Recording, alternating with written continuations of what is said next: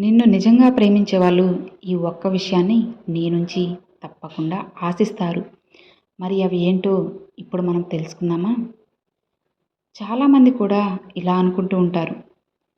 గతంలో మిమ్మల్ని విమర్శించి మీకు దూరమైన వాళ్ళకి భవిష్యత్తులో కూడా మిమ్మల్ని దూరం చేసే అవకాశాన్ని మాత్రం కల్పించండి. మీ ఆలోచనలకి, ఆవేశాన్ని, ఇంకా అనుమానాన్ని ఎప్పటికీ తోడవ్వనివ్వద్దు. దానివల్ల మీరు ఎంతో బాధని అనుభవించాల్సి వస్తుంది. భవిష్యత్ అంతా పూర్తిగా నాశనమైపోతుంది. గుర్తుపెట్టుకోండి, జీవితంలో తప్పుడు వ్యక్తులే సరైన పాఠాలను మీకు నేర్పించి వెళ్తారు. నిజమే కదా? కాబట్టి జాగ్రత్తగా ఉండండి. అనుభవించినదే ఏదీ కూడా తెలిసి రాదు. ఒక్కసారి పడితేనే కదా ఇకపై ఎలా నడవాలో, ఎలా ఉండాలో, ఎవరిని నమ్మాలో, ఎవరిని నమ్మకూడదో, ఎంతలో ఉండాలో, ఇంకా ఎంతలో ఉంచాలో తెలుస్తుంది. తొక్కబడిన చోటే ఎదిగి చూపించండి. ఇతరులకు నువ్వేంటో అర్థమవుతుంది.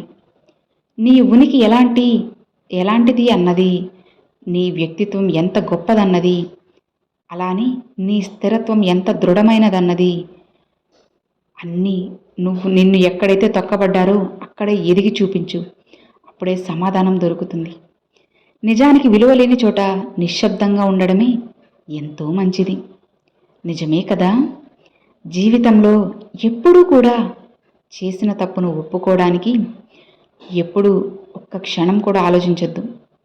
అలానే చెయ్యని తప్పును ఎదిరించడానికి ఎప్పుడు కూడా భయపడకూడదు. మనల్ని నిజంగా ప్రేమించే బంధం మనతో ఎప్పుడూ కూడా మనల్ని సంతోషపరిచి ఆ ఆనందాన్ని వాళ్ళు చూసేందుకు మాత్రమే ఆశపడతారు. గుడిసెలో ఉన్నా, అంతఃపురంలో ఉన్నా సరే మన ఆలోచనలను అనుసరించి మాత్రమే జీవితం ఉంటుంది. ఏది అంత సులభం కాదు, కానీ ప్రతిదీ కూడా సాధ్యమే అని అస్సలు మర్చిపోవద్దు. పంచదారపై ప్రేమతో పంచదార సీసాలోకి దిగిన చీమకి తను బయటికి రాలేకపోవడంతోనే అర్థమవుతుంది. అది ఎక్కువ ప్రేమించిన విషయమే దానికి విషంగా మారింది అని దానికి అప్పుడు అస్సలు తెలియదు. అసలు మనుషులు బ్రతుకున్నంత కాలం ఎక్కడెక్కడో వెతికి చివరికి సమాధిలో ఉంటారు. అప్పుడే వాళ్ళకి ప్రశాంతత. ఒకవేళ మనస్సుకే రూపం ఉండి ఉంటే ఇక్కడ అందమైన వాళ్ళంటూ ఎవ్వరు అస్సలు ఉండరు. మీరు ఎప్పుడైనా ఒక సరోవరాన్ని చూసారా?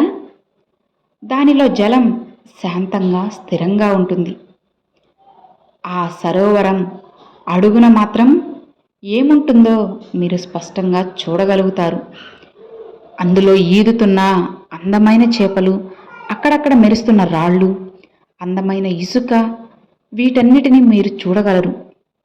కానీ మీరు ఒక చిన్న గులకరాయిని తీసుకొని ఆ నీటిలో వేశారంటే ఆ నీరంతా కదిలిపోతుంది. ఇక అప్పుడు అందులోని స్పష్టత చెదిరిపోతుంది.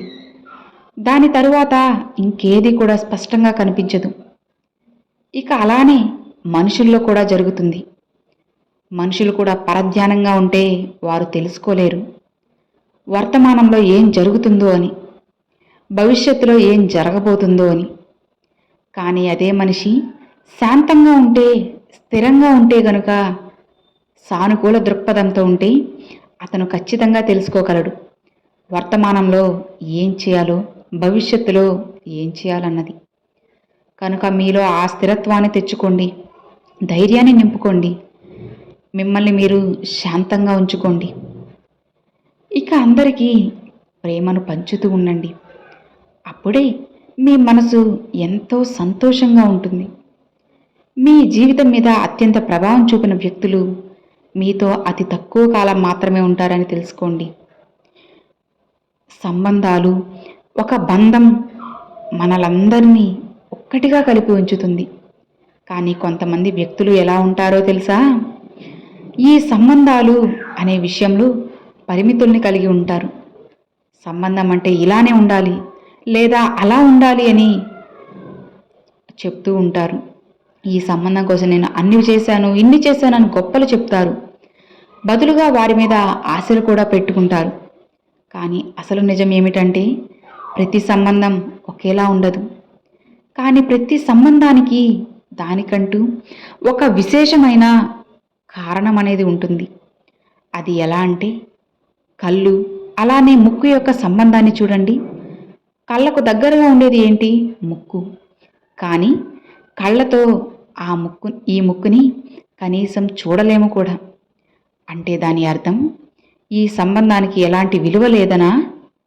అలా ఎప్పటికీ కాదు. అదేవిధంగా ఎవరైనా ఒక వ్యక్తి వారి భావాలను వ్యక్తం చేయలేకపోతే, లేదా తెలుపలేకపోతే, లేదా అర్థమయ్యేలా చెప్పలేకపోతే దాని అర్థం ఇది కాదు కదా. మీకు ఆ వ్యక్తికి ఉన్న సంబంధం అర్థం లేనిది అని ఎప్పటికీ కాదు. అచ్చం కళ్ళుకు ముక్కుకు ఉన్న సంబంధంలానే మన జీవితంలో మనకు ఉన్న సంబంధం ఉంటుంది. ఎవరైనా మీతో సరిగ్గా నడుచుకోకపోతే, మీ దగ్గర లేకపోతే, లేదా ఎవరైనా ఎప్పుడైనా మీకు అర్థం కాకపోతే వాళ్లతో మీరు సంబంధం తెంచుకోవాలని అర్థం కాదు. అర్థం చేసుకోండి మీ జీవితంలో వారి ప్రాముఖ్యత ఏమిటి అన్నది. అలానే వారి జీవితంలో మీ ప్రాధాన్యత ఏమిటి అన్నది తెలుసుకోండి. ఆ సంబంధాన్ని నిలబెట్టుకోవడం నేర్చుకోండి. వాళ్లతో కలిసి నడవండి. అప్పుడు మీ మనసు సంతోషంగా హాయిగా ఉంటుంది. నిజమైన వీరుడు ఎన్నడూ కూడా ఆవేశపడడు. గుర్తుపెట్టుకోండి. మీ ప్రవర్తనను మార్చుకోకుండా మీరు ఇతరులకు క్షమాపణ చెప్పడం అంటే అది ద్రోహం మాత్రమే అవుతుంది. నీ ప్రవర్తన ఇంకా నీ నడవడి నచ్చకుండా నీకు దూరమైన వ్యక్తులు కోరుకునేది ఏంటంటే మీలో మార్పుని మాత్రమే, కానీ క్షమాపణను కాదు. తెలియని భవిష్యత్తు, అర్థం కాని జీవితం, నిద్ర పట్టని రాత్రులు, గడిచిపోతున్న రోజులు, అయినా కూడా ఏదీ కొత్తగా లేదు. ఇతరులు ఈర్ష్యపడేలా బ్రతకవలసిన అవసరం నీకు లేదు. కన్న వాళ్ళని, కట్టుకున్న వాళ్ళని, నిన్నే నమ్ముకున్న వాళ్ళని, నీకోసమే బ్రతుకుతున్న వాళ్ళని మోసం చేయకుండా, కష్టపెట్టకుండా బ్రతికితే చాలు. అర్థమైంది కదా?